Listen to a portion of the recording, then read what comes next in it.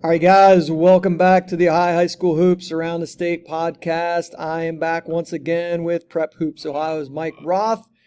He had an all-star performance in the Division I ranks, so I decided I would bring him back to look at D2 through D4. Now, let me preface before we start here. Mike and I started into D2 the other night, and then some malfunction with the disk space, so we had to stop. And as I looked through it, I figured, hey, we'll just start back from the beginning, which gave me a little time to catch up. I liked a couple of Mike's picks. I think we were kind of hurrying the other night trying to, because Division I always, there's just so many teams that you can talk about. And then, once you get into D2, D3, D4, the teams start to lessen as far as contending teams. But we'll whip through this. We'll start with Region 5, which is the Canton region. I like that the OHSAA is doing this now. Like the last couple of years, they've been numbering the regions like they do in football. So it just makes it a whole lot easier to kind of remember who's where. So Region 5 will be the Canton region, which consists of the Youngstown District, the Stowe District, Ashtabula District, and the Canton District. So really the outlier here most of the time is the Youngstown District. Top seeds in there would be, in the top half is 16-6, the Perry Pirates, and then the 1 seed, 14-8, Cheney. You also have Poland in there, Streetsboro, and Edgewood, with pretty solid records. Poland is kind of had its way with this district over the last 20 years. But Coach Grisdale retiring, obviously it's a new era there. But they're only 14-8 this year. Poland historically wins 20 games almost every year. This year just a little bit down. So to me, this came down to Perry and Cheney. Cheney's had a really good run since reopening. Unfortunately, in 2020, they didn't get to finish in the regionals. They're 14-8 and Perry's 16-6. I am going to, after looking at Perry's schedule, it looks like they're playing pretty well lately. They've lost a couple games here at the end of the season. But I am going to take Perry over Cheney to advance here. Yeah, I would say those are the top two teams pretty clearly. Actually, looking through this district, I don't think I've seen anybody in person from this district. Watched Cheney last year, thought they had some intriguing younger pieces, so I'll pick them to advance out of this district. They got a pretty nice path to the district final as well. Got the 25, 26, and then likely the 9 or 13 seed. Yeah, it's interesting. Like Youngstown, most of the time when you're naming like the bigger cities in Ohio, it's like, I don't know, you just kind of like forget about it for whatever reason. And it's like, especially for a lot of people, it can be a pretty decent drive to get up there. And for some parts of the state, there is really no good way to get there. So didn't want to slight those guys in any way. But I'm going to take Perry. Mike's going to go with Cheney. The Stowe District, I was looking at this the other day, and I think the average seed in this outside of St. Vincent St. Mary's was almost like 24 in this district with St. V. The other teams in the bottom half of the bracket, Medina Buckeye, who's 14-7, and then Lutheran West, who is 16-6. And you mentioned a kid the other day from Lutheran West, a 6'8 junior. If you can pronounce his last name, you are much better than me. I can get the first one, Bubakar. I do not know how to pronounce his last name though. The spelling on that is DJIGP, and I'm assuming G-O. Oh, is it? Okay. It's an O at the end, yeah. So I'm guessing the D is silent. Most times it is. But he is a kid that you talked about the other night as a possible intriguing prospect that you would like to get to see. Is that still something you're planning on and trying to get to see some of that district? So I saw him at Sonny Johnson's event Okay. against Padua in a good game. So probably maybe try and see him his senior year. Lutheran West also got sophomore guard Derek Faley, who's pretty solid. That potential matchup with Buckeye, Danny Flood might be the leading scorer in all Northeast Ohio. Led his Buckeye Bucks to a 83-78 victory in third place game of the GLC over my Fairview Warriors. I've had some battles with Buckeye throughout the years, and Danny's a really, really talented small school guard, pretty tiny, but he can fill it up. And contrary to popular belief, Buckeye also has some other kids that can score the basketball. You aren't scoring 83 points off of just one kid. So yeah, Buckeye is a team that plays a more exciting up and down brand of basketball than maybe some other public schools around their size. So yeah, I think that Buckeye versus Lutheran West game, if it happens, to get the right to likely play St. Vincent St. Mary in the district final, that could be pretty interesting. But yeah, this is going to be most likely a St. V cakewalk. Yeah, when you look at St. V's, I mean, most of the time, even when they have 7-8 losses, they're still the front runner, or right there in the mix, top 2 or 3. But when they're 17-3, when they come in at 17-3 against that schedule that they play, it is oftentimes curtains. And I'll be there tonight to see if they can go to 18-3. Who are the Irish entertaining tonight? Chris Livingston and Oak Hill Academy. Oh, that is right. Yes, in the play-by-play. Interesting. Yeah, so I will be making the drive up to Canton. A little over 2.5 hours for me from Athens. So excited to get on the road in a couple hours. Yeah, and the Oak Hill Academy, kind of an era's coming to an end with Steve Smith retiring. It's an incredible run down there. I mean, just incredible the amount of high-level players he's been able to recruit to a place like that. I mean, it's not like, Montverde is not exactly the hardest place in the world to recruit to. But yeah, that's going to be interesting tonight. Be interested to see what kind of reaction Livingston gets from the home crowd there in Akron, or in Canton tonight. Yeah, and I think it's tough for a lot of these national teams to go into Ohio and win off these long road trips. I was one of the big people who thought Centerville had a shot to beat SoCal. A lot of people were asking me we were making spreads before the game, and everybody was hovering around like 9 to 13 points, and I made the spread like 6. So yeah, it's just tough for these schools who have to make these really long drives into Ohio. You're going to be playing against probably a better environment than what Oak Hill is used to. I definitely think SoCal was not really prepared for the amount of fans rooting against them.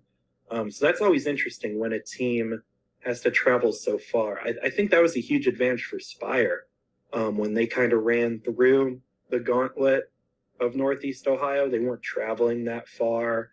And also some people like cheering for them because like LaMelo, Rocket Watts, like they had people like cheering for them. Like SoCal, there wasn't anybody really root for SoCal against Centerville and Dayton. And maybe people will cheer for Chris, but I don't think many people are going to be cheering for Oak Hill, especially if the game's tight in the fourth quarter. Yeah, I mean, before we move on, I'll say one last thing. I think you're going to get the best Chris Livingston tonight, playing against the premier team in Akron. So I'll be interested to hear what you have to say about that. Ashtabula District. This is interesting as well. I think there's a lot of good teams in here. Louisville and West Branch, both familiar with each other in the top half of that bracket. They're the 2 and 3 seed, and then down below, you've got Marlington at 17 and 5, Ursuline at 14 and 8, and Struthers 16 and 6.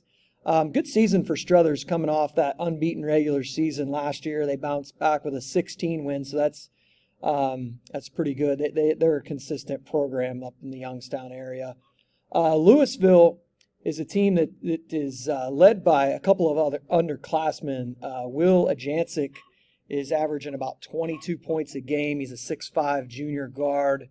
And then they have a kid named Hayden Nigro, is also a sophomore for the Leopards. So they've got some pieces in place to be very good next year as well. To me, looking at this, I think this is going to come down to Louisville and Marlington. I know Ursuline is played a pretty tough schedule, and they have some talent as well. But I'm going to go with the Leopards to get out of here. Louisville. Give me Louisville. Yeah, I'm gonna, for the sake of being different, I'll take Ursuline. They have the best player in this district, and they also got some size, so I think they kind of match up well with Louisville to guard Will, because I know he's like 6'5". Definitely a player I want to see this summer on the grassroots circuit. But yeah, I'll ride with Ursuline. Terrence Pankey is one of the best players to come out of Youngstown in the past couple seasons, and he's just a junior. Yeah, never a bad pick to go with the Irish. Last district here in Region 5 is the Canton District. This is CVCA, Cuyahoga Valley Christian Academy, 14-7. You mentioned Padua earlier at 13-9. That's Brian Ansberry's team. Down in the bottom, you got Talmadge at 15-5. Don't know a whole lot about them. And then Glenville is at 9-6. They've only played 15 games, and they're a little bit of an unknown to me as well. Obviously this district starts with CVCA with Darren Peterson, who, I have not seen him in the regular season this year. I've seen quite a bit of him outside of high school ball. He is phenomenal. But, in the tournament, it's you got to be super as a freshman. Like Chris Livingston took Buchtel to the state as a freshman. So I don't know. I mean, I think this is there for CVCA to take. I do like this Padua team as well. But I think I'm going to ride with Peterson. I am going to go with Glenville because they're playing the best basketball out of anybody in this district right now. They beat Rhodes to win the Senate League title, and then also they competed with Mentor like 2 days ago. Ended up losing by like 10 or 12 points at Mentor. So yeah, I'm going to go with Glenville to get out of this district. Good pick. All right, moving to Region 6 to Bowling Green. This is kind of interesting because, Bowling Green, you get the North Ridgeville district, so like the leftover there in Northeast Ohio coming over to Bowling Green. And, leftovers? Well, I mean, as far as like...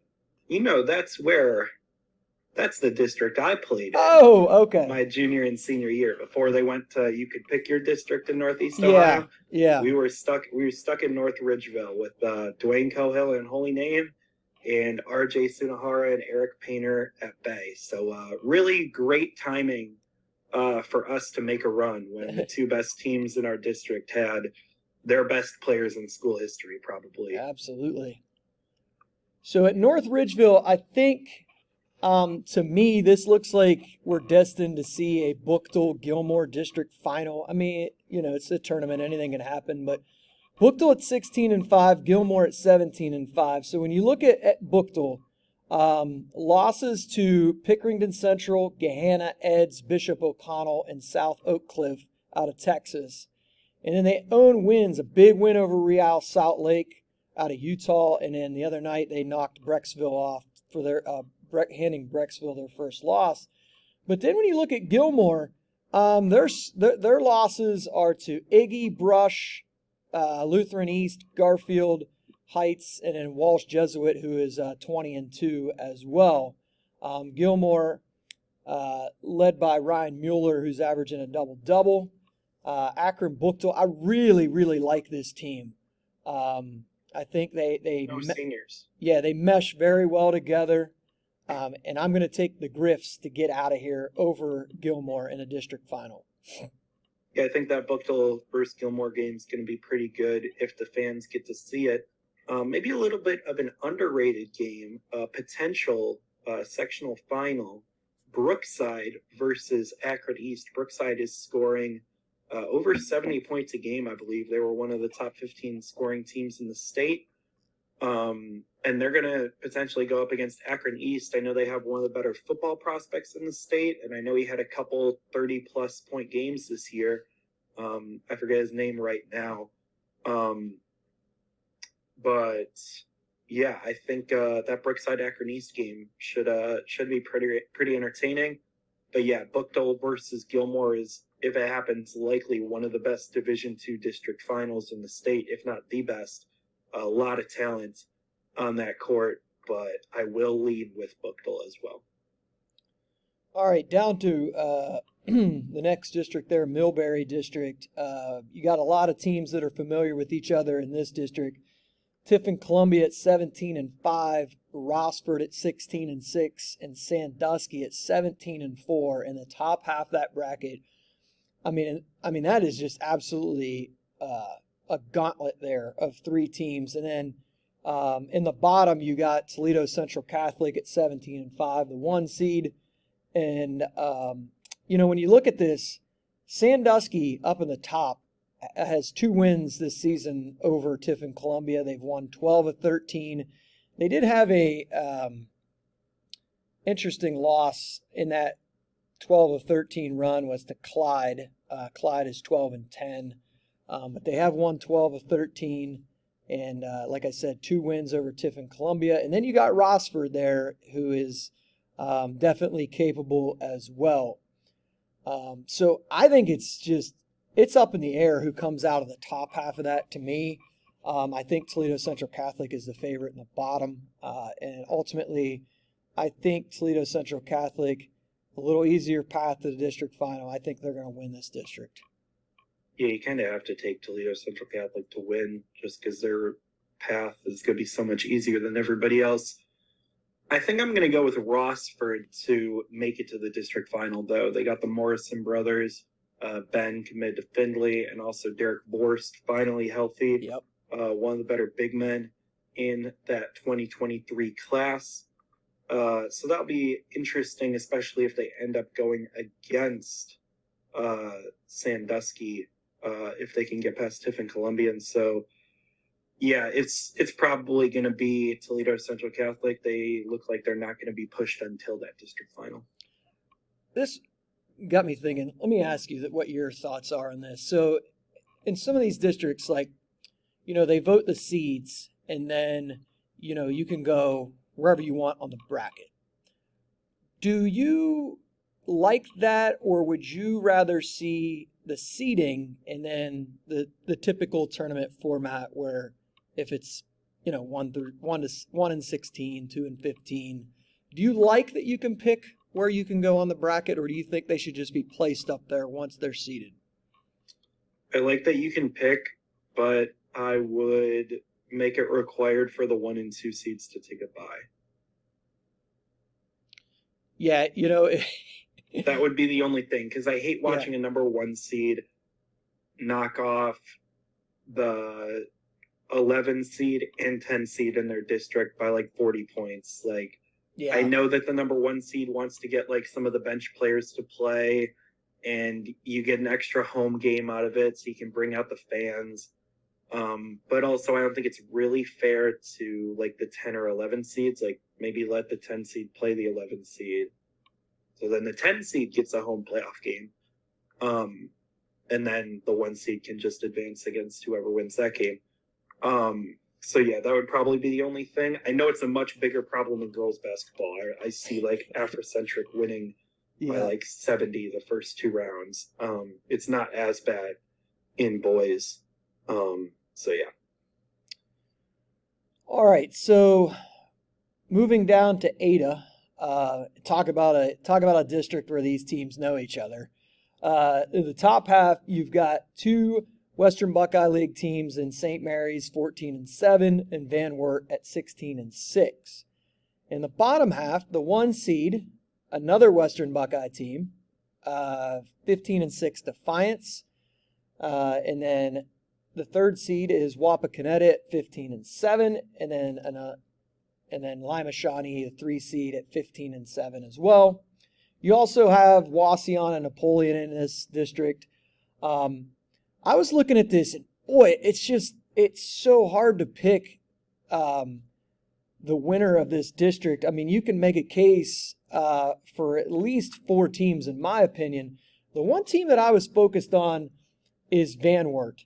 Van Wert has 6 losses this year, all by 6 points or fewer. Ben Loddick's team has a nice win over Wayne Trace, and then they've won 7 straight games. And then a kid that, you've probably heard of the kid, but just kind of came out of nowhere, especially took over the quarterback ranks this year at Van Wert, Aiden Pratt, 6'4" junior, having a phenomenal basketball season as well for the Cougars. And for some reason, I'm going to go with Van Wert to get out of this district. I just like the way they're playing right now. Does not surprise me in the slightest that you took Van Wert. That screams Stubbs pick. You know, a lot of kids who play football, they had a good football season. But looking at their football schedule, you know who their one loss was in the regular season? Trying to think here.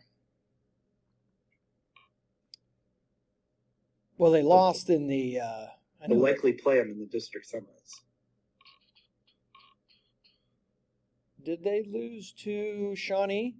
St. Mary's Memorial. Oh, St. Mary's Memorial. Oh, in the semi. Okay, yeah, St. Mary's Memorial. Yep. So I will ride with Austin Parks. Maybe St. Mary's got some sort of mental edge going into that game against. I'm sure a decent amount of the kids on both sides played in that football game. So yeah, I'll take the guy committed to Ohio State and the bit of a mental edge after that football win. Go with St. Mary's. Yeah, I think it's crazy. I mean, you look in the bottom, like Shawnee could definitely win this district as well. And then and then the 1 seed is Defiance, who has had a very good season as well. And none of those teams won the Western Buckeye League. And we'll talk about that team here in a little bit.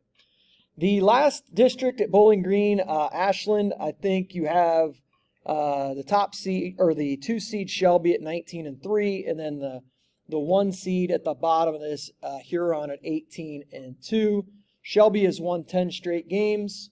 You look at Huron, their 2 losses by a total of 3 points. Huron is a very small Division II school. They've bounced back and forth between 2 and 3. Head coach Bobby James' team is 18-2. And that could be an issue against the Shelby. The fact that there are some Division 4 and 3 teams in their part of the Sandusky Bay Conference. I like Shelby here. What say you? I also like Shelby. I do like the Dylan Holler kid at Huron, but it is a good point that most of their league are Division 3 and Division 4 schools.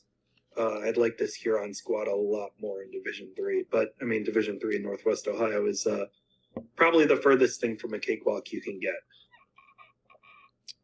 All right, so moving on to Region 7, the Mike Roth region down in Athens. This is your district, though. My district, your region, though. Yeah. So starting off here, we got the East District. Top seed is New Philly at 15-7. They have struggled down the stretch. Tri-Valley is the 2 seed in the bottom at 17-5, and East Liverpool, the 3 seed at 17-4. You also have some teams that are playing pretty good basketball. Indian Valley at 5, Meadowbrook 19-3 at the 4 seed. West Holmes plays a tough schedule in the Ohio Cardinal Conference. And then a hot team right now is Maysville, led by junior Hayden Jarrett. This is interesting because New Philly has not lost to an East District team outside of Dover, who they split with. And East Liverpool has only lost to one Ohio team, which happened to be New Philly early in the season. There's probably 4 or 5 teams that could advance here. Jake Singleton at Meadowbrook is a really talented player. He's been around for a long time. I don't like the way New Philly is playing at the end of the season, but the teams they've lost to, I was a bit surprised by the Vincent Warren loss. I know they're very well coached, but I thought Philly had more talent. I still am going to ride with Philly. I think this is going to come back to bite me, but I'm going to ride with New Philly. I think you make a good point. I think any of the top 4 seeds could win. Meadowbrook with Singleton, he's probably one of the best scorers in this district alongside Ryan McCourt from your St. Clairsville Red Devils. New Philly has the best win out of anybody in this district with that win over Dover. Tri-Valley, you speaking of teams not playing well right now. I know Tri-Valley's had a couple rough games in the past couple weeks. And then, East Liverpool. I'm not familiar with their schedule. Do they play a decent amount of Pennsylvania or West Virginia schools? Is that why they've only lost 1 game to teams in Ohio? Yeah, they border up there in that PA, and then they're pretty close to or Midland, PA, where they've gotten several kids over the years. But they're a tough matchup. They've got some size. They've beat St. Clairsville twice. They could play them again a third time. And then Tri-Valley, I think, they play in the MVL, which is a little bit down this year, but they're also a pretty solid team.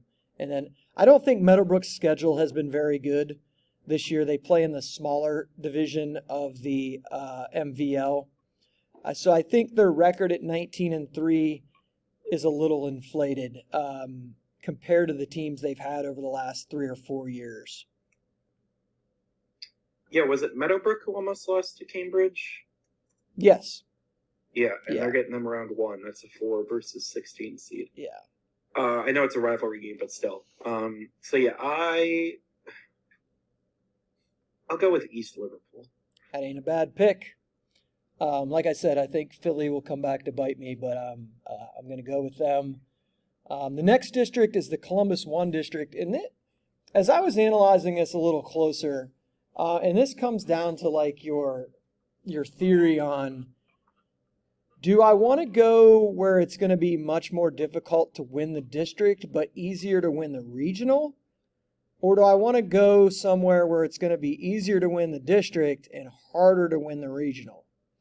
And I think that's the case here because you have Beechcroft as the 1 seed in this district. You have Buckeye Valley at 18-3, who's the 2 seed. Heath is 19-3 and got the 7 seed. And then you also have in this district, you have Eastmore, DeSales, who I know is only 10-11.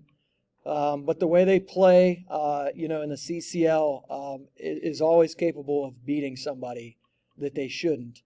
And then Columbus South is also in this district. So there's a lot of teams that are going to make this interesting.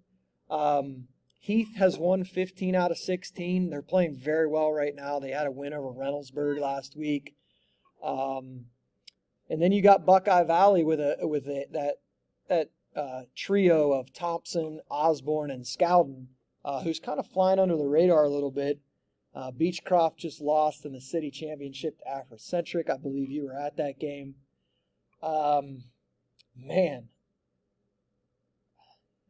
And again, when we recorded this the other day, I applauded you for your pick on Heath. And I just think Heath's experience with Huber and Williams and McLaughlin, I think those guys have been around so long. I am going to take Heath to win this district. So Heath was voted in the Columbus districts, the 7th seed. Yeah. Martin RPI is far from perfect. Where do you think Heath ranked in the state in Division II on Martin RPI? I'm not sure. 6th. So 7th seed in the district, 6th RPI in the state. Yeah. Interesting. A little interesting. Yeah. I know I would have voted them ahead of Jonathan Alder. Lynn and McKinley beat them head-to-head, so I get why. Yeah, Jonathan Alder was the only team that beat them in that 15-16 run, so I guess I can see that.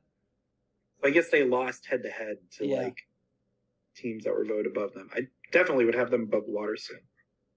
So I guess it's weird with Heath the way they were seeded because their wins are against teams they're not directly voting against. Mm-hmm. And what were their 3 losses? Linden, Alder, and let me try and pull up their last one. Yeah, I mean it's interesting. And then you have Beechcroft. Oh, Reedy. I was there. Yeah, that was a great Beechcroft game. At 1. So yeah, I'm gonna go with Heath as well. They're playing really well. That win over Reynoldsburg is really as good as anybody in this district has. They beat the Sales in overtime on neutral court.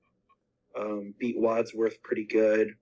Unbeaten in the Licking County League, which isn't as good as it usually is, but still pretty impressive. All right, so the next 2 districts are the Southeast District. So Southeast 2, you've got Greenfield McLean, that's the 2 seed. You've got Gallia in the bottom as the 3 seed. And then you've got the 6 seed Sheridan at 16-6. And I am going to take Sheridan to win this district. Wow. Interesting. I think the McLean Courthouse game is the district final. I don't know why I felt like Courthouse got beat. They beat Unioto pretty good. Oh, that's who I was thinking. Unioto, yep. Not a team I'm used to getting beat in the first round, Unioto. No. Courthouse, they got Tanner LeMaster, one of the best football tight ends in the state. Mm-hmm. They got a point guard, Rico Coulter, who played at Thurgood Marshall and Trotwood, I believe. They're tough. But then you look at McLean, they won the first game pretty handily without LeMaster. And then they won the second game really close. I believe that game was at McLean. This one's going to be at a neutral site in Chillicothe. I think it's going to be a raucous atmosphere. Game's on the 26th. So is that Saturday? That is Saturday. I'm very excited for this game. Another thing, that district final is at Chillicothe. That's a lot further for both Gallia and Sheridan to go. That is for McLean or Washington Courthouse. So I'm going to lean Courthouse, but I think the winner of the McLean Courthouse game is your district champ. Okay. All right, and then in the bottom piece here, we've got 17-4 Waverly as the 1 seed, and then some other teams that, there's only 4 teams left. I like Warren at 16-6 as the 8 seed, and then you got Logan Elm in the lower half there at 14-5. Waverly is obviously come off a late season loss to Colonel Crawford up at Smithville's. I don't know how much Waverly was just defended very well in that game. Colonel Crawford really D'd them up and made it very difficult for them in that night. I still like Waverly to win this district, but I think I would not be surprised if Warren pulled a shocker. Again, I think that Waverly Warren game is the district final. Really not sure how Fairfield Union was voted ahead of Sheridan. I know I kind of questioned the coaches' seating there. Sheridan beat Fairfield Union by 20, and they had like the same record. Like, what are we doing? And then fifth seeded Fairfield Union loses at home to 12th seeded Jackson in the first round. Like, come on. So Logan Elm kind of catches a break there. Tanner Holbert's a pretty solid junior guard for Logan Elm, but yeah, this is Waverly's to lose. Warren does have a solid senior, Braden Salee. He is kind of bridging the gap because Warren has a bit of a younger team than they've had in the past couple seasons, and he's like that one senior piece alongside a head coach who's been doing it a long time. So I think Waverly cruises in this district. They got a really solid team and a lot of experience. Yeah, some really good coaching in that district with Maddox at Warren and Stuyverson at Logan Elm and Robertson down there at Waverly. Should be interesting. All right, moving on to Region 8. This is Vandalia. Ironically, the first team in the district, or the first district, is the Columbus 2 district. And this is a very, there's a lot of parity here to me. Bloom Carroll at 20-2 is the 3 seed. Linden, the 4 seed at 15-7. Jonathan Alder, the 5 seed at 15-6. And Watterson, the 6 seed at 12-8. So seeds 1 and 2 run to the district that sends them to Athens. The next 4 seeds all go to Columbus 2 district, which is heading to Vandalia. You got Bloom Carroll's two losses is by 3 points to Mount Lebanon out of PA and 3 to Linden. Then we look at Jonathan Alder. They lost a lot of close games this year, a ton of close games. I think you could make a case for 4 teams to win this district. I am going to ride with history here and take Bishop Watterson to win this district. I think they have an unbelievable tournament coach, and I think they are going to win this district. I expected you to take Bishop Watterson. I like Bishop Watterson to make it to the district final. I'm going to go with Bloom Carroll. Their kids have been winners in every sport. So picking them to win a district, I'm more than comfortable doing that. Yeah, there's no doubt that those kids have done a lot of winning in a lot of sports. All right, so the next 3 districts in this region are all from the Southwest. So the Southwest 3, you've got Hamilton Ross, you've got Cincinnati, Wyoming, and Batavia. Those are the 4, 5, and 6. Of course, these are 2 sectionals. Cincinnati McNick is the 6th seed in the top half. They are 9-13, but they do play in the GCL co-ed. And then the 1 seed is 19-2 Alter. Alter's 2 losses at Fairmont and to Providence Day out of North Carolina. They've won 13 straight, and they have not lost a game in 2022. Give me the Alter Knights. Yeah, easily. Alter's the favorite in this district. Somebody to watch out for in the top side of this district is Mason Weisbrot at Batavia, 6'8" center. He started off the year really strong. Kind of ended the year slow. You know, he had 11, 10, 8, and 10 points in 4 straight games. Those are his 4 lowest scoring outputs of the whole season. But in their first round against Hughes, he had 22 points. He's had 39 against Madeira in a 1-point victory. He had 29 against Western Brown in a loss, 28 against Milford in a close win, 26 against Mount Healthy. So I think that he could maybe carry Batavia to the district final, and is one of the top available 2022 big men prospects.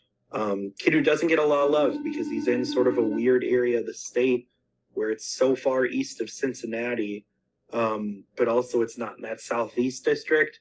So he kind of gets forgotten about. But that conference has produced some pretty good players, like Skylar Schmidt as well in recent years. So, yeah, just a kid who should be getting maybe a little bit more publicity than he does right now. All right, so the Southwest 2 district, you've got the 7 seed Trotwood at 10-7. The 3 seed Roger Bacon, who is now in the Miami Valley Conference. They are 15-6. You also have Dayton Carroll at 13-9. 2 seed is Taylor at 18-4, and then New Richmond at 15-6. I think Taylor is an interesting team. Danny Austin averaging 20 points a game. They've kind of went under the radar a little bit with that 18-4 record. They're in that, if I'm thinking correctly, I'm pretty sure they're in the Cincinnati Hills League. I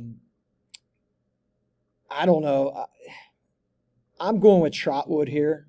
Yep. I'm going to take Trotwood. I like the Rams. Rocky definitely can win in the tournament. He's got a state title under his belt, I think.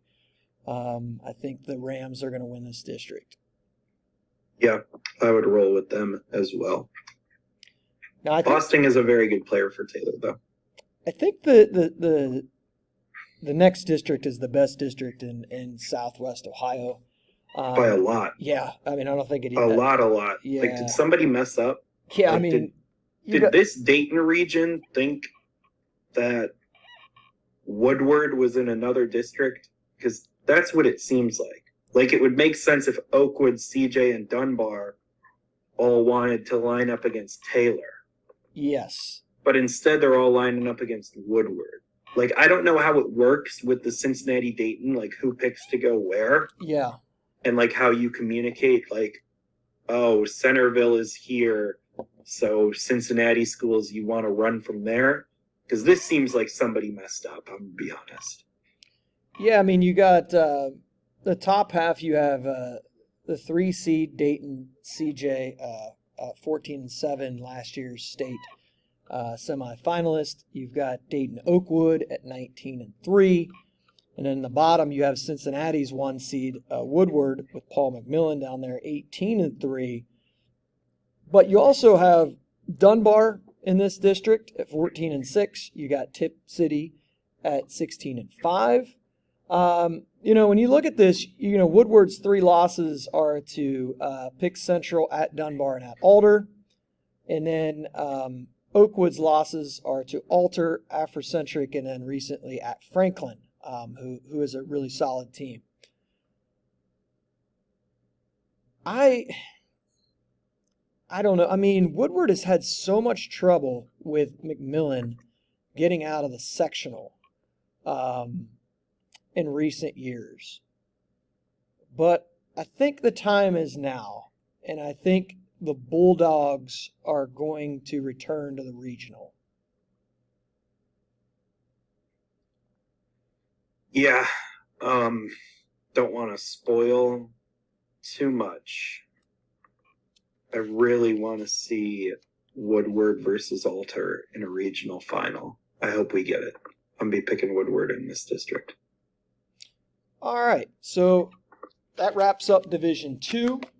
Now, I will ask you this as we move on to Division 3. So here's my question for you in Division 2.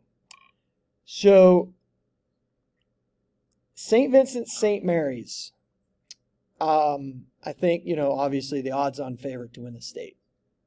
Do they have a game in this tournament this year that is closer than 12 points?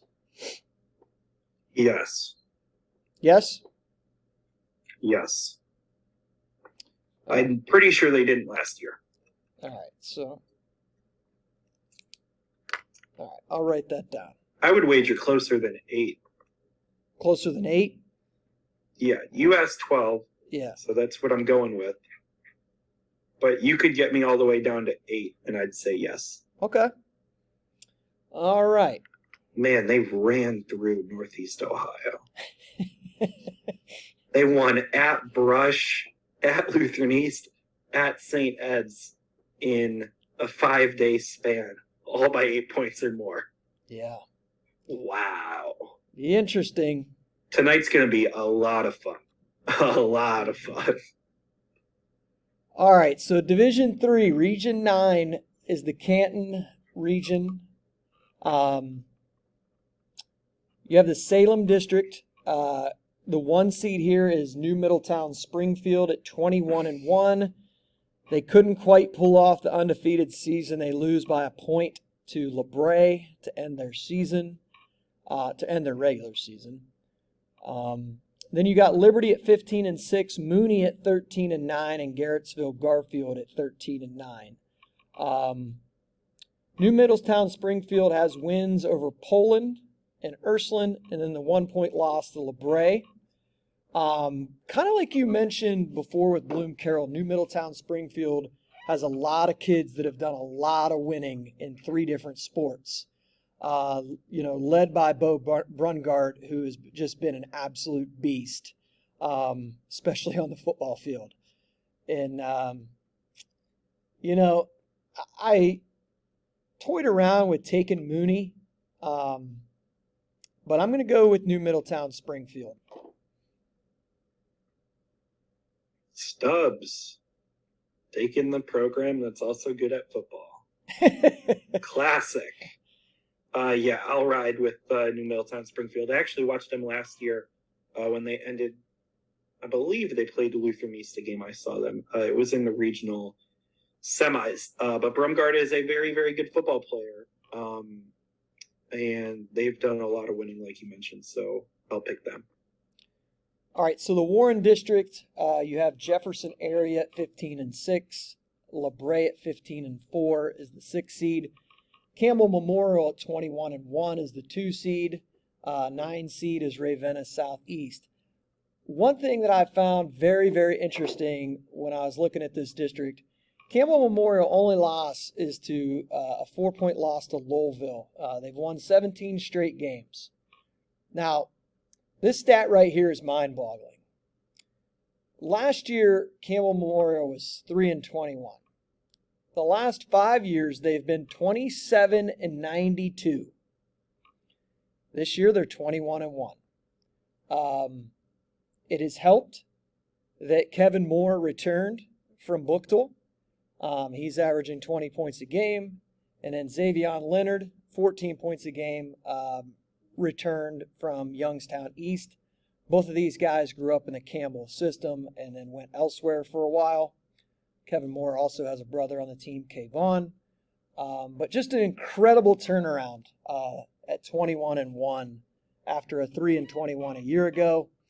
I'm going to go with Campbell Memorial because they are also the Red Devils. All right, bit of St. Clairsville bias out there. Yeah, I'm going to ride with Campbell as well. They can really score the basketball. I think they're the best. I think they should make the regional final in this region. I think they're better than anybody in the Salem district, too. The Kevin Moore kid is a kid that I didn't know a whole lot about. I watched some highlights, and he's pretty good. Now that you say that name, I actually do remember him from Buchtel. Yeah. I actually thought he graduated. All right, so Maple Heights, you've got the Lutheran East, the defending state champs at 11-9. Kind of just been up and down. They play a pretty tough schedule. You got Columbia Station at 16-6. And then some other teams in here, Waynedale, Smithville, 14-7. Smithville has a nice win on the season. I think they beat, I'm trying to remember who they beat. They had a good win this year. And then Canton Central Catholic is also in here. I don't see any reason why I'm not going to take the Lou to get out of here. Yeah, kind of up and down is a bit of an understatement for the Lou. But did you notice what everybody did in this double district? Absolutely. They all went elsewhere. Yeah. So even though the Lou has been as up and down as any team in the state, nobody wants to play them. and that's for good reason. So yeah, the Lou should have no trouble. Yeah, they typically do much better in the transfer portal than most teams in this region. And they had to Trinity might be making a run for their money soon. They had to reload in the portal after a mass exodus of seniors last year, and looks like that they're obviously the favorite here in the district. Well, as often as they go to the transfer portal, they missed out on a very talented freshman that they were expecting to be there. So yeah, they'll have doesn't always go their way. Yeah. It's a story for another day. The Worcester District. And I knew this would bring a smile to your face. We've got the Creston Norwayne Bobcats at 20-2.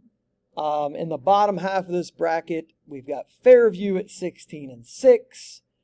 We also have Elyria Catholic, Oberlin, Manchester, and Tuslaw in this. Norwayne has quite a trio there in Portis, Rupp, and Hahn, averaging 51 points per game combined. And then Fairview, you look at them, 4 losses by 5 points or less. Whoa. I am going to go with the Bobcats of Norwayne here. I like the trio at 51 points per game. I think they are going to advance. I believe they are one of the teams that beat Dalton this year, if I'm not they split. They split. Yeah, they were one of the I knew they were one of Dalton's losses. So I'm going to go with Norwayne. Is Smithville, what district region is Smithville in? They're in Maple Heights with Gotcha. the Lou. Okay. Yeah, I think Fairview is the second best team in this district. But it'd be rude not to pick your home school to advance out of a district when there's like a very plausible chance that happens. Fairview has the best win out of anybody in this district, I'd venture to guess. Over Westlake, who's like 20-2, Division I school. So, yeah, let's go with the Warriors. A lot of intimidating size on that Fairview team. You don't want to see their starting lineup of a 5'6" point guard, a 5'9" shooting guard, a 5'11" small forward, and a 6'1" power forward. Strike fear. Well, if they're the second best team, you gotta go with them. In March Madness, you always pick your favorite team to win one more game than they should. I think they should make a district final, so I guess I'll pick them to win a district final. Yeah, the way St. Clairsville ended their season, it was really hard for me to pick them to, especially with that district. There's so much parity in that district, and the way they ended, I couldn't do anything with them. Sorry, Ryan.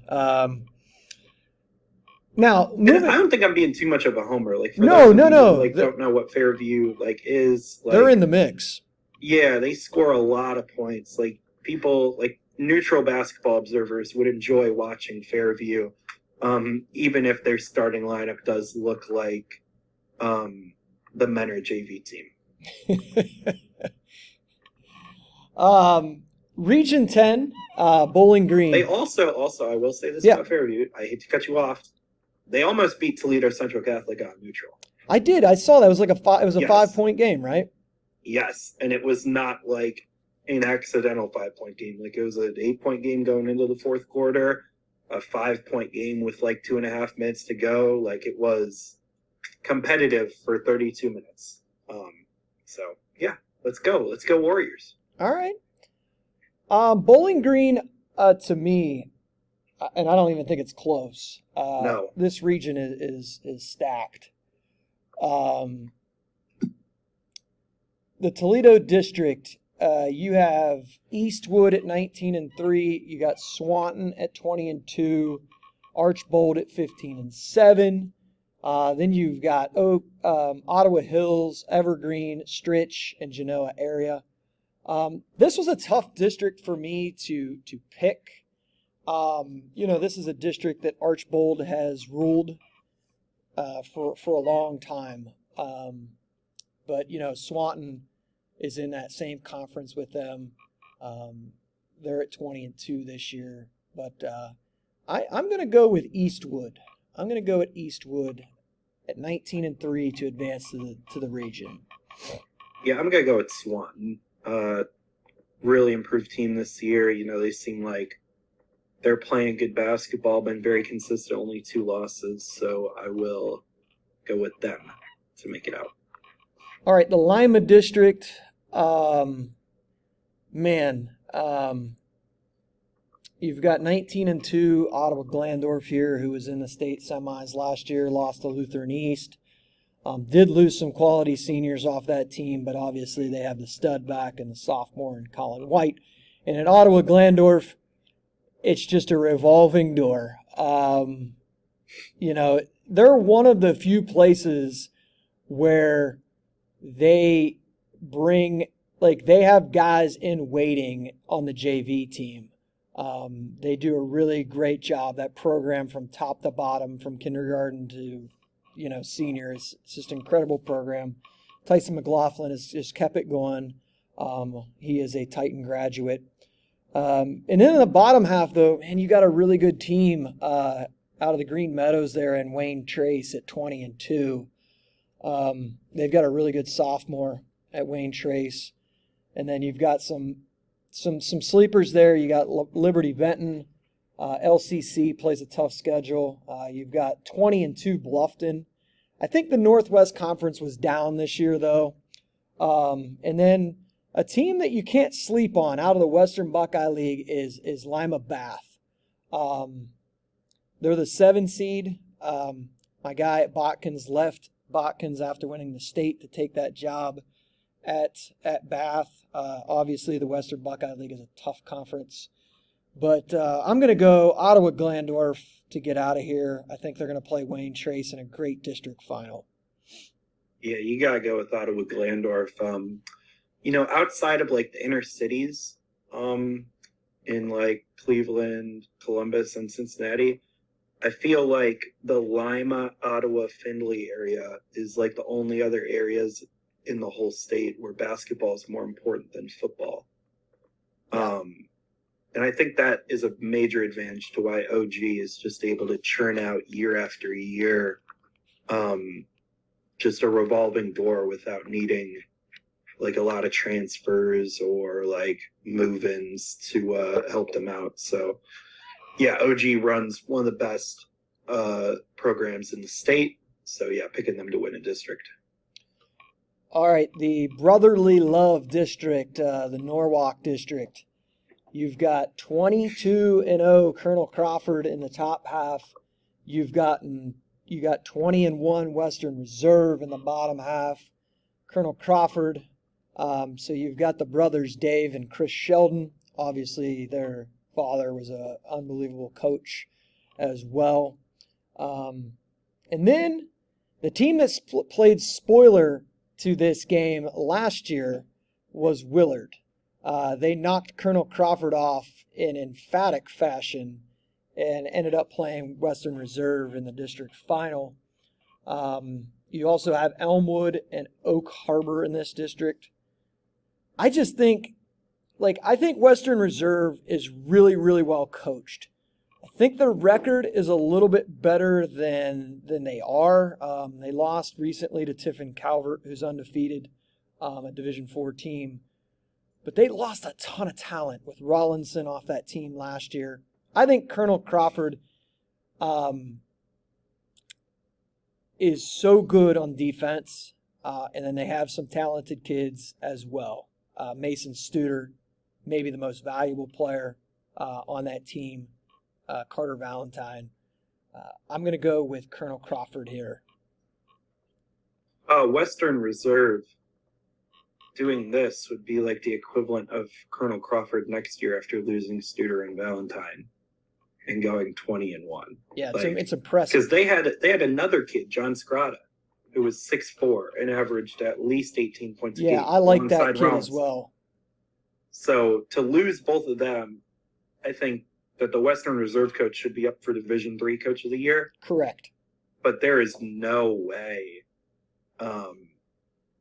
that a public school like that can lose those two talented kids and have me believe that they're going to beat Colonel Crawford in a district final. I hate Colonel Crawford's schedule. They just do not play very many competitive teams, and I really wish they did this year. Because if you look at it, I don't even know, outside of Waverly, how many teams they played that even won 16 games. And I don't know if they played more than one team outside of Waverly that was Division II or Division I. I don't think they played any Division I schools and maybe another one or two Division II schools.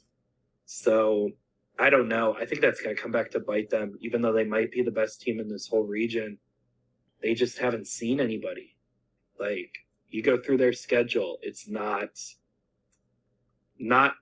comparable to what OG plays, what some of the other Division III powerhouses play.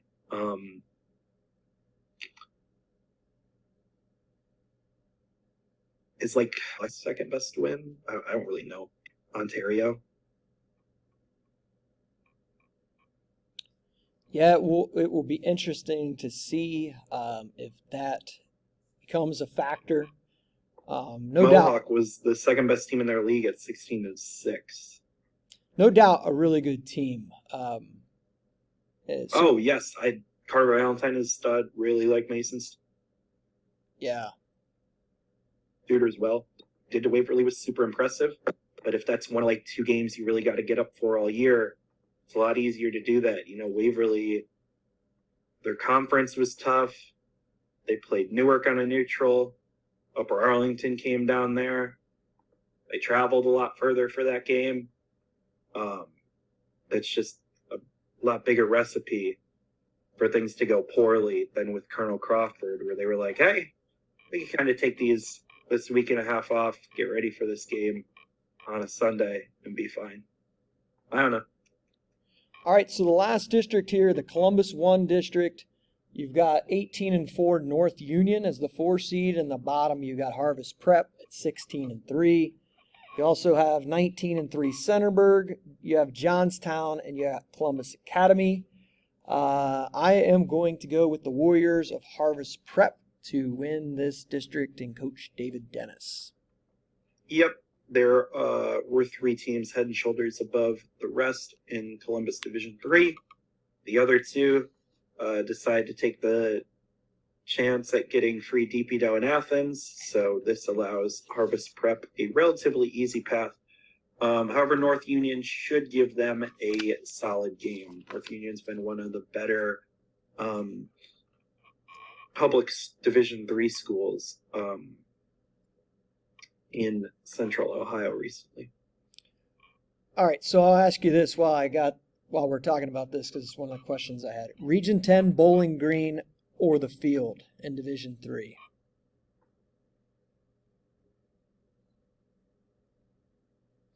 Field, because Bowling Green, only one of those schools can make it. Like, if you hypothetically could send like OG or Colonel Crawford to like the Canton region, so then maybe you could get 2 of them. I would take them. However, they're all going to knock themselves out, and then one champion's going to come out, and they're going to have a shot. But if you're giving me like Colonel Crawford, Harvest Prep, or OG, one of those against who would they play in the semis? What region? It is. What region are they playing? They play Region 11, so they would have to go through likely Reedy or either Afrocentric? Reedy, Afrocentric, or Minford, and then in the title game beat Lutheran East or Taft.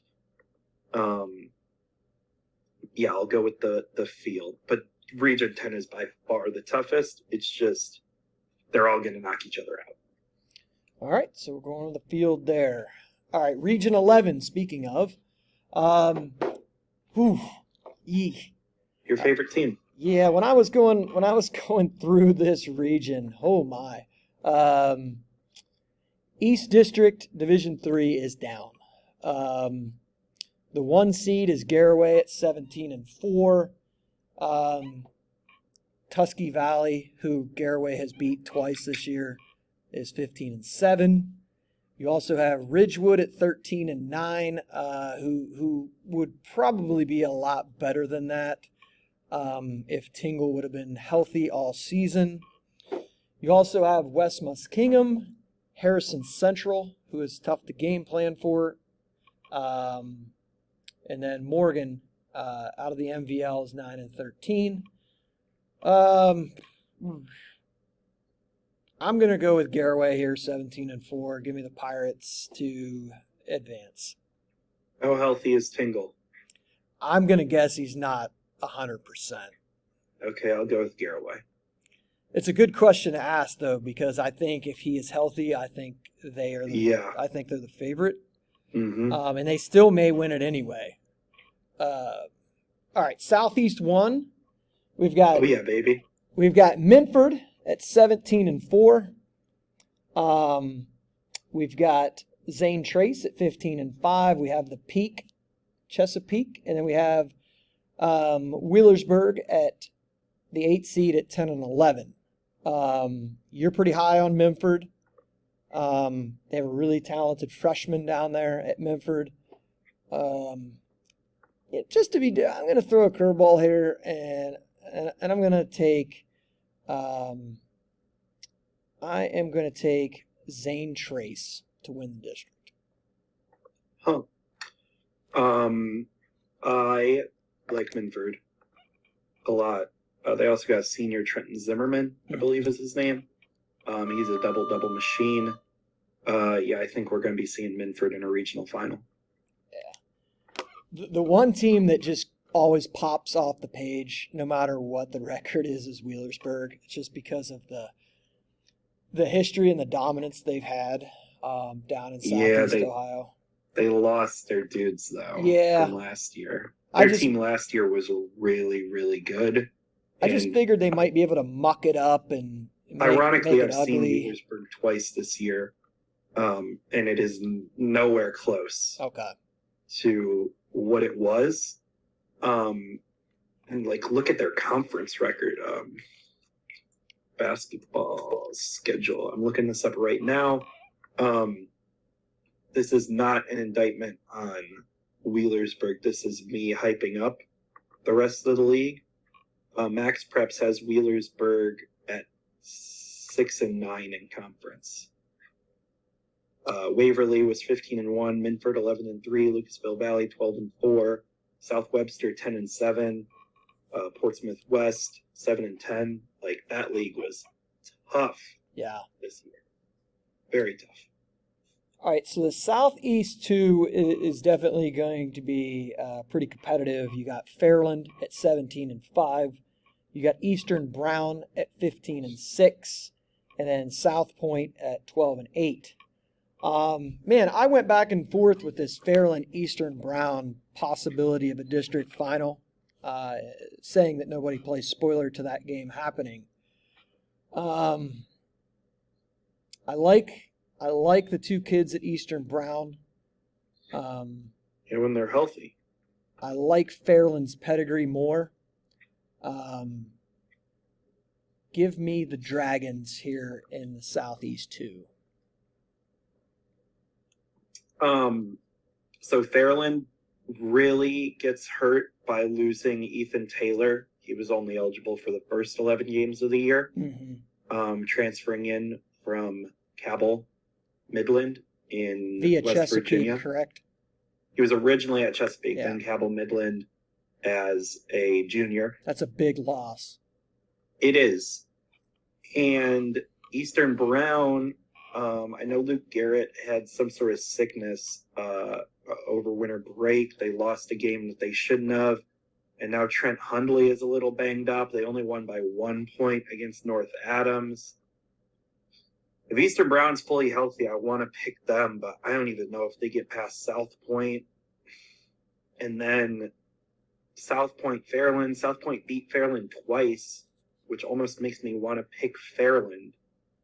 Because how often does a worse team beat a better team 3 times in a season? Not often. No.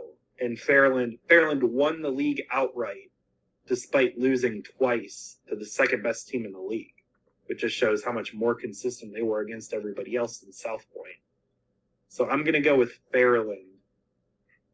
However, if Hundley and Garrett are 100%, I think they would do it. I'm just not sure about that. I think their 1-point win in the sectional final tells me that they're not. All right, so we're both going to go with Fairland there. And then the Columbus 2 district, both of the top 2 seeds ran to this bracket. Afrocentric at 17-5, led by Dan Wagner and Dan Swain. And then Bishop Reedy at 18-3. You're probably not going to be shocked by this. I think this team, for whatever reason, has flew under the radar this year, statewide, like as far as people talking about. I think this Reedy team is really good. I like their size. I like their versatility. So I'm going to take Reedy to win this district, and I'm just going to throw the spoiler out there right now. I'm going to have Reedy at the state. Yeah, so will I. So nothing different there. Yeah, I think that district final is going to be a lot of fun. Sure will be. Because, man, if Dalen plays like he did in that city title game, nobody in the region's going to beat him. Yeah. Dalen's got to do that every game, because if Dalen doesn't bring it, Afrocentric can't win. Yeah, I love Coach Mike Bates over at Afrocentric. It's really hard to pick against him. He's such a good guy. He's been doing this for a long time, and he's had a lot of good teams at Afrocentric, and I was so happy that he was able to cut the nets down for that. It's so hard, As a Division III school. Yeah, since he's been at Afrocentric, it's there's so many good teams that have just kind of ruled the City League since he's been there, and he finally knocked that. And he didn't get the shot last year. Yeah, he didn't get the shot last year. He finally knocks that wall down. So awesome job for those guys, and just he's been doing this at a high level for a long time. Region 12, Kettering. When I went through this, Mike, this is brutal. Southwest, so these are all Southwest districts. So Southwest it's down. I don't think it's as down as you think. Okay, get me thinking positive here. We don't have to preview the first district. Southwest 1, I'm all in on Versailles. Yep, we already knew that. At 20-1, only lost to New Bremen. Just to shout out, you got Georgetown at 18-3, Gamble Montessori at 17-2, Miami East 15-6, Purcell Marion 8-14. Give me Versailles though. Yeah. A lot of their kids won a state title in football. Also going to pick them to win a district in basketball. Southwest 3, interesting. You got Preble Shawnee at 17-4, CHCA at 17-4, and then Meadowdale at 12-8, and Madeira is also in here as the 8th seed. I'm going to just go out on a limb here. I'm going to take Meadowdale. I like that. I'm going to take CHCA, but I think that Meadowdale versus Preble Shawnee game is a pretty interesting district semi. Preble Shawnee led by Mason Shrout, one of the top sophomores in the state, already at 1,000 points, which is pretty impressive. I definitely heard that Mason Trout had 1,000 points after I released my 2024 rankings on Prep Hoops Ohio. I already knew that. All right, so moving down Oh, Southwest 4, I'm not a big fan. okay. I'm not a big fan of this district here. You got Summit Country Day, the Fighting Corey Albertsons at 15-5. Yes, sir. You got Springfield Shawnee at 13-7. You got Cincinnati Marymount at 14-8. Anna is in here, and then Greenon at 15-7 is in here as well. I'm going to go with Springfield Shawnee to win this district. Yeah, that's the right pick. Zion Crow, very underrated Yeah. junior, plays for Dayton Elite. He's a kid to watch out for. I think Anna is severely underseeded. Severely. Yeah. They have a very talented player of their own for the Rockets. He's a shooter, right? Yeah. Finkbane, I think is his last name. The last district, Southwest 2, Dayton Christian at 17-4. I've got some friends that their kid is the starting point guard there, so just wanted to shout those guys out. They've had a great season. Taft at 11-8, obviously the most talented team in this district. And then Indian Lake is also in here, but I think Taft is going to roll in this district.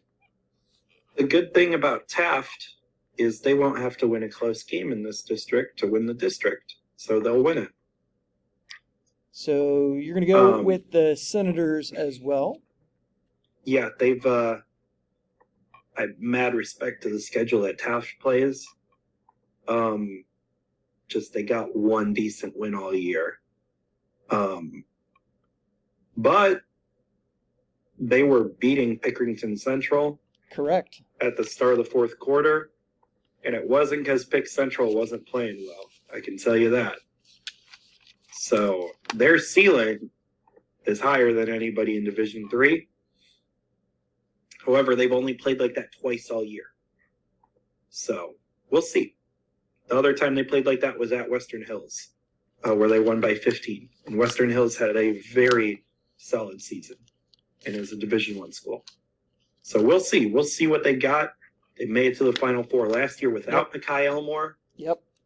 I think they can do it again. Yeah, I'm with you. I'm definitely with you there. Them versus Versailles will be an interesting clash of styles if you get it in a regional final. Yep. That style Taft has had trouble with over the years. But I do think they're going to be the team to advance. But we can see where that is a little bit down the road here. All right, moving on to our final division, Division 4, Region 13, the Canton District, or the Canton Regional. Man, I feel bad up here in this region, or in this district, the Norton District. So you've got the 1 seed Richmond Heights, who is coming off of a win over Lakewood St. Ed's without JoJo Harris playing in that game. And then in the bottom, you've gotten Dalton at 18-4, losses to Menor, Hoban, Norwayne, and recently to Cleveland Rhodes. They obviously have a very talented player in their own right, and Jalen Wanger. His brother's also pretty solid as well. These are guys that have been playing a long time as well. You also got my man, Babe Kwasniak, in here with a 21-1 Cornerstone Christian. I think, when you look at it, Cornerstone not playing quite the schedule they did when Mike Bothwell was there. Understatement of in those recording. guys. But one thing is like when you go down and when you regress like they did after the state run,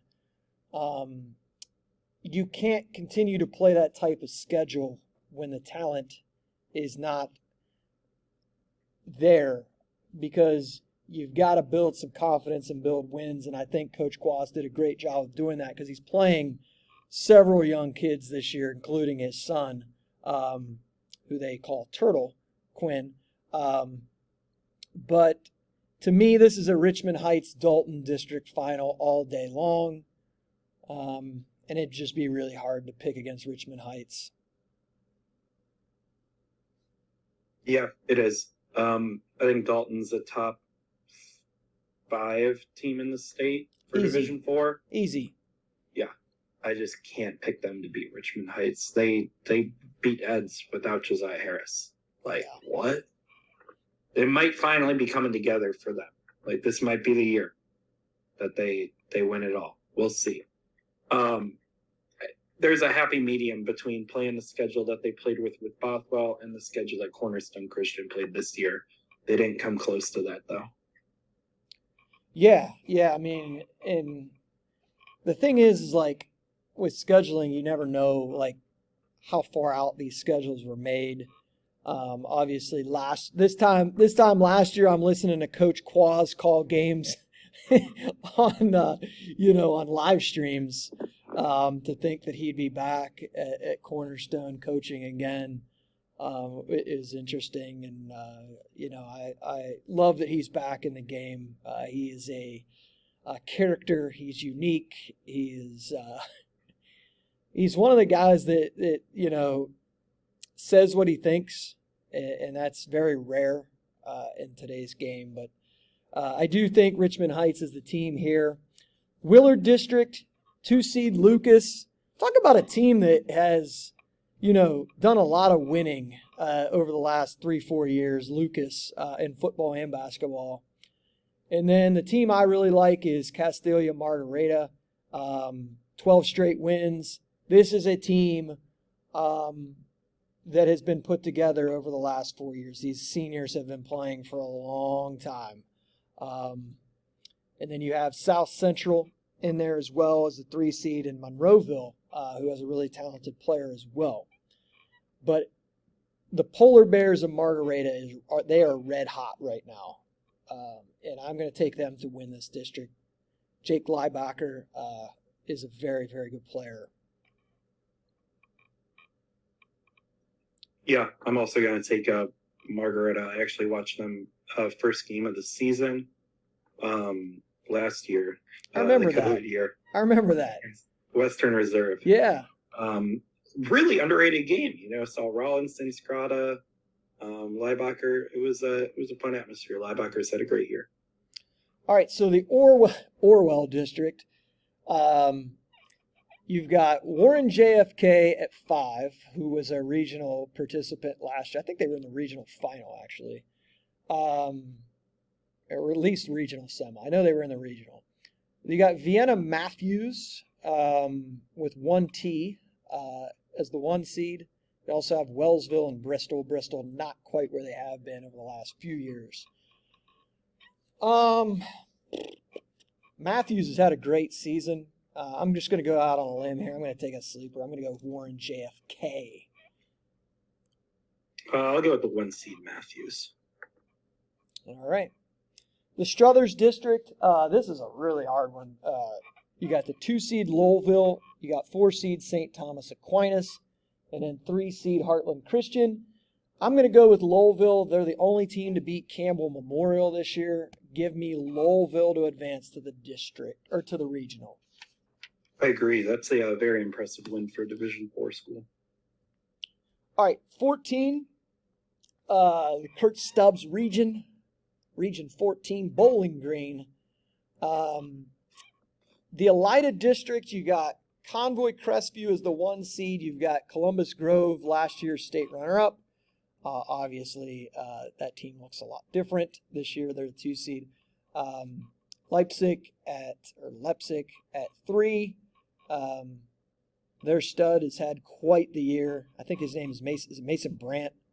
Yep. Then you've got some interesting teams. You've got the Blanchard Valley Conference. You've got Pandora Gilboa. You got Patrick Henry, Ottoville, Kalida, and then Delphi St. John's out of the MAC.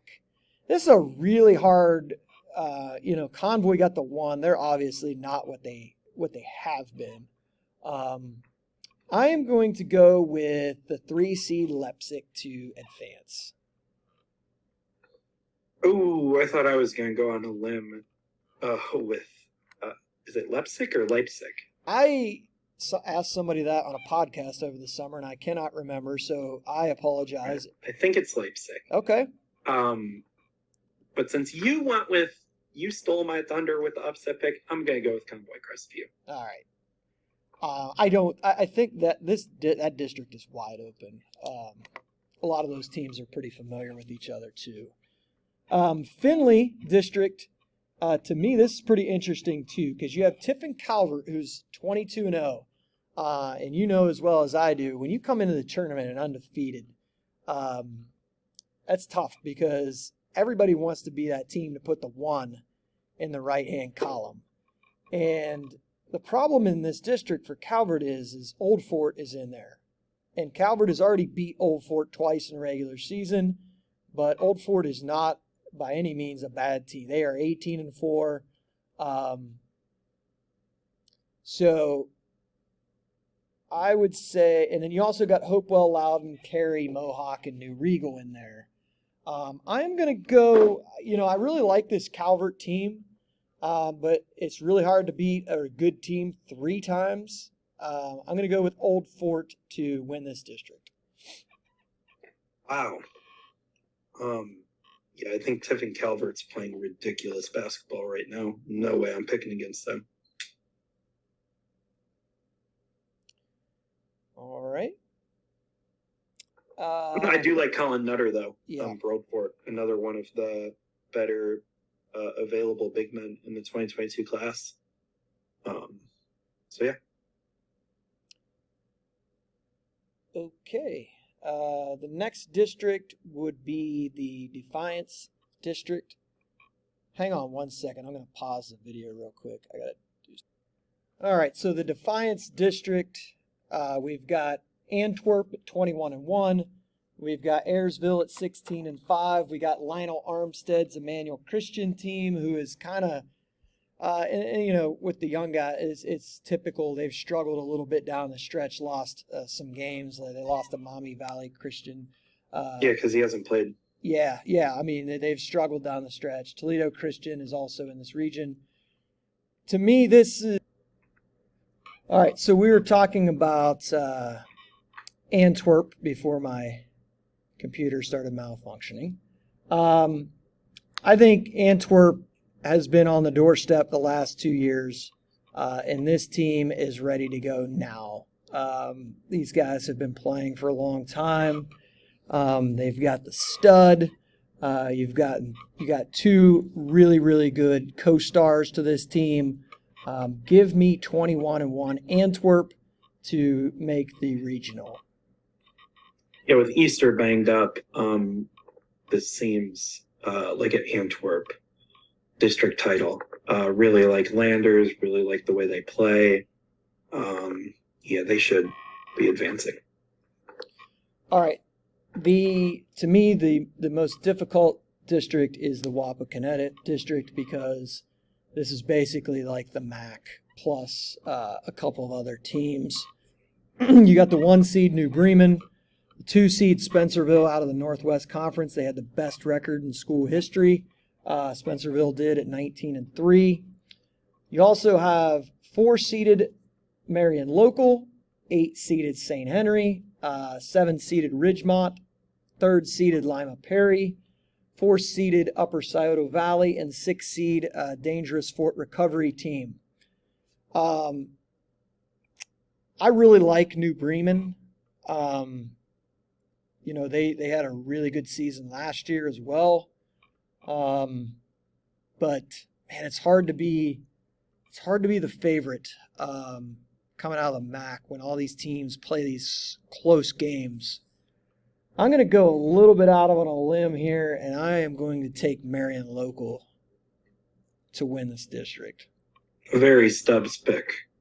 I'm going to go with the 1 seed, though. Yeah, I love that team. I just feel like these teams in the MAC play these close games and having to beat them again. I'm gonna go with Marion Local. You're gonna go with New Bremen. I think both are good picks, and it may be somebody else that wins that district. All right, Region 15. 2 regions left. We got Athens, which is Region 15. We got the Columbus 1 district. We've got Grandview Heights as the 1 seed. And we've got Newark Catholic as the 2 seed in here. I think those are the 2 teams that we're looking at. Newark Catholic has the best player in this district. I actually saw Newark Catholic play Sheridan this year. So did I. Oh yeah, I am going to go with Newark Catholic to win this district. I agree. Green wave all the way. All right, the East District.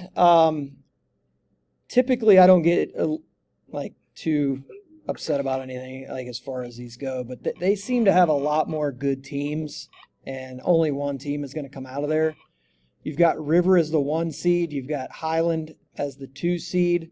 And then you have several really good teams that could come out as well. You got Malvern, Strasburg, Tuskegee CC, Caldwell, Monroe Central, and a red-hot Shadyside team right now. River and Highland, I think, are both equipped to win in the tournament with their defensive style of play. Highland's got a really nice sophomore in Sammy Detweiler, and Highland definitely has the pedigree under Mark Schlaball. I think Highland is going to beat River to win this district. Yeah, would you pick River, Highland, and Malvern to win the Division III East District? Yes. That probably hardly ever happens. Yeah. Where you got 3 D4 schools better than the D3 schools. I think D4 in the East and Southeast District is really, really good this year. I'm gonna lean Malvern. Okay. But yeah, this is a really good district. And I also think the Southeast districts are very good as well. All right, so the Southeast 2, we got the 2 seed Lucasville Valley, 3 seed Sims Valley, 7 seed South Webster, 6 seed Leesburg Fairfield. I am going to take Lucasville Valley to advance out of here as the 2 seed. Yeah, they just got a more complete team than South Webster. South Webster got Eli Roberts, probably the best long-term prospect in the Southeast District. Both of these schools play in SOC. All right, so you're going to go with Lucasville Valley in Southeast District 2.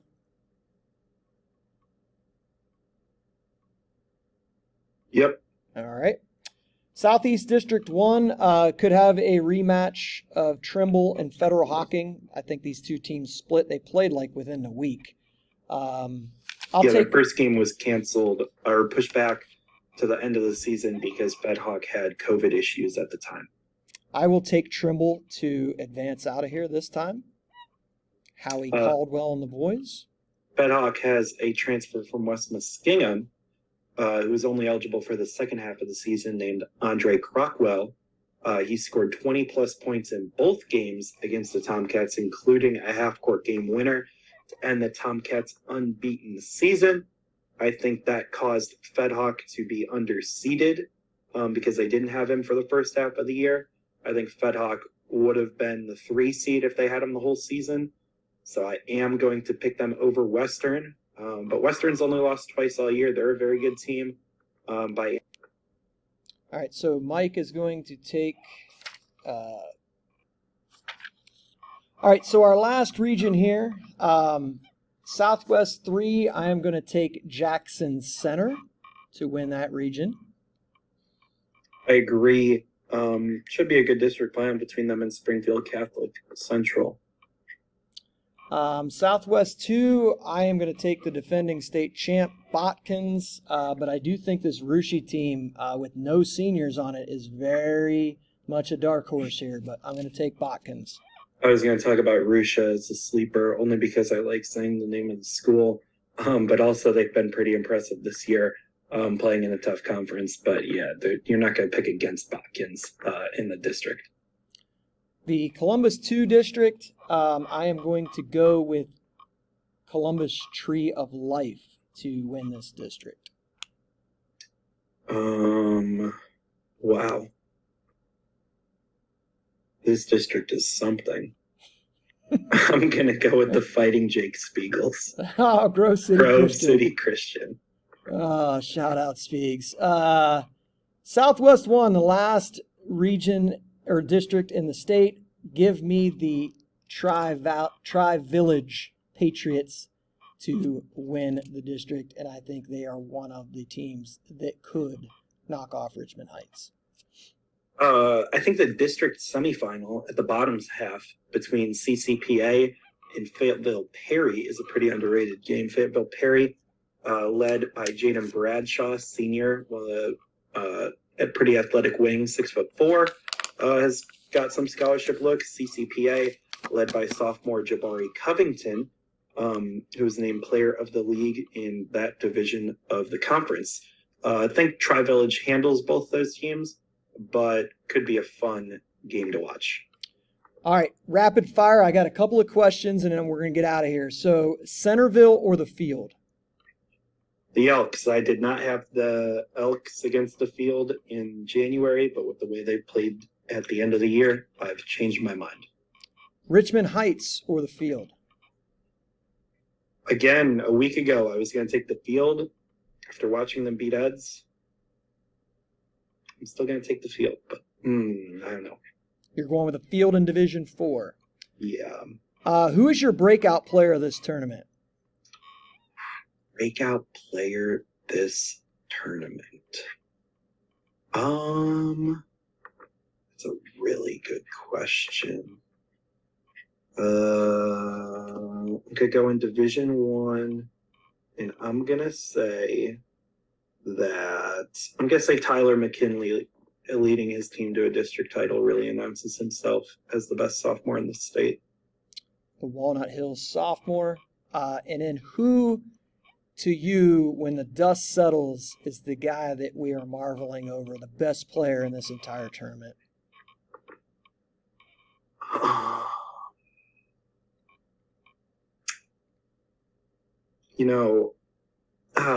I don't know if he's going to be the best player in the entire tournament, but I wonder if we look back and talk about Rich Rolfe's performance, because it seems like in every big game that Centerville's played, he's really shown up. I think Sincere Harris might be better, but his level of competitions can be a lot lower. So, yeah, I'll take Rolfe as the answer to that question. And where can people follow the Mike Roth? On Twitter, at Mike Roth OU, also at Prep Hoops Ohio, or it might be Prep Hoops OH, and also online, Prep Hoops Ohio. We'll be posting playoff previews, recaps from playoff games, hitting up my 98th and 99th game of this season tonight. Make sure you guys follow Mike Roth. You're not going to get more statewide coverage than Prep Hoops Ohio, and Mike Roth, one of the leading sources in Ohio high school basketball. Mike, I appreciate you doing this, man, and safe travels tonight to Canton. Oh, of course, Stubbs. Home of the Pro Football Hall of Fame. All right, man. Have a good one. Take care.